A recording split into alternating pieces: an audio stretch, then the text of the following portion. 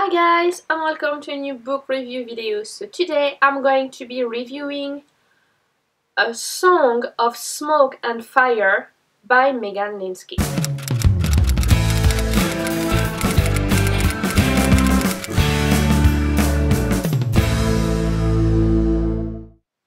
So that's the second book that I reviewed by Megan Linski in a row. I got it as a IRC as well. I got it first, but I hadn't come into reading it until now, so I just finished.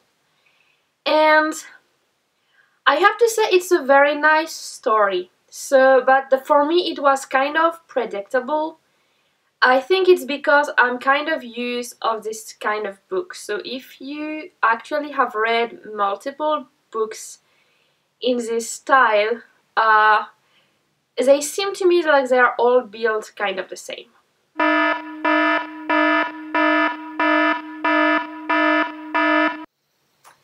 So yes, that's going to be spoiler because I can't review a book without spoiler. Let me try. So, it's a story of a girl called Fliss, and basically she is a slave because she has a life debt to the king of Poland, I guess. The king, they live in the city of Kraków, which is a city I already visited in Poland.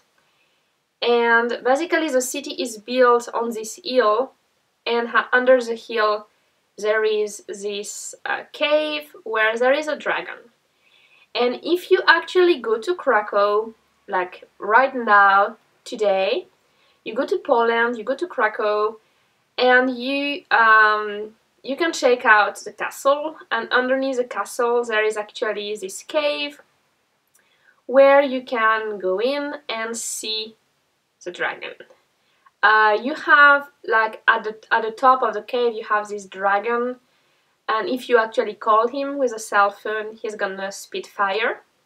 So that's one part of the attraction in Kraków. And on the other side, if you go in the cave, you're gonna see the eggs, like eggshell of the dragon in the stones.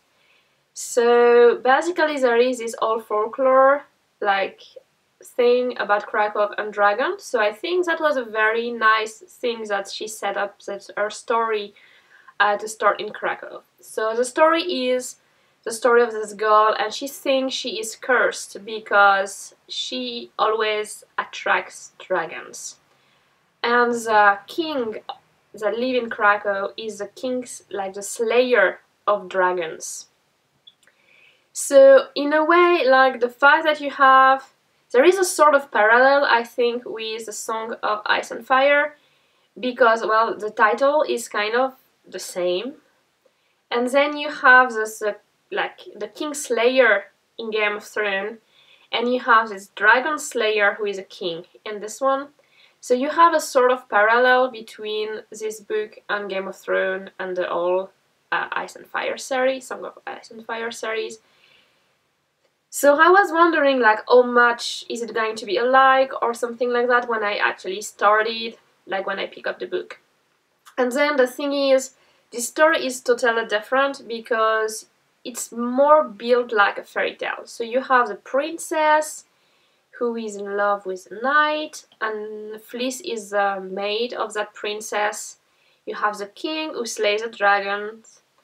And basically what's going on is you have this dynamic where you have the dragon at the bottom of the cave, and the king would actually pay that dragon to leave the city alone.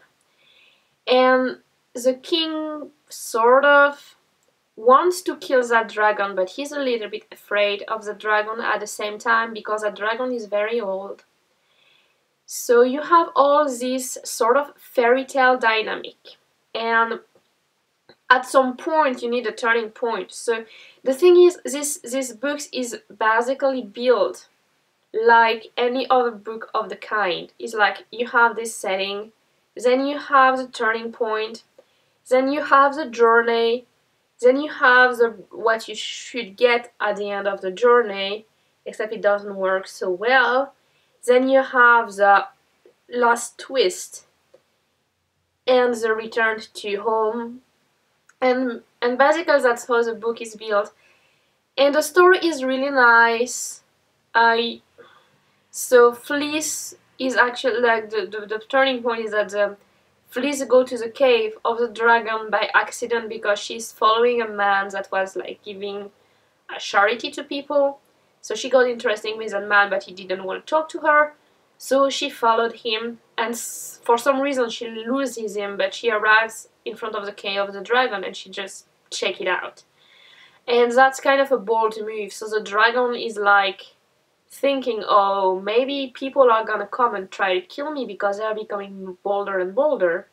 So he's asked for a virgin as a payment to attack the village. And of course, the only people who fit that is the princess and Fleece the maid.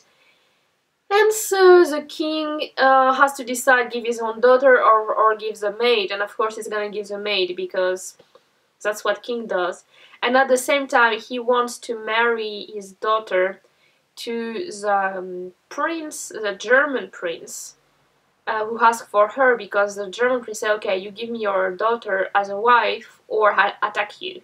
So the king has on both sides, he has the same sort of thing. It's like the dragon is like, you give me this virgin, pure of heart, maiden, or I'll attack you. And on the other side you have the German prince like, hey, you give me your daughter, the princess, to marry or I'll attack you. And so Fleece goes away to the dragon and she befriends the dragon. So she becomes friends with the dragon, and the dragon is actually kind of a cool person. And so like you have these trips, they have to go somewhere, do something, and you have this their relationship build up on this journey. So that's basically what the book is about. It was a cool book. It was not mind-blowing because basically it's kind of, to me it just feels like it's something that has been done over and over. Not like the setting is different, but it's the same build as a lot of books.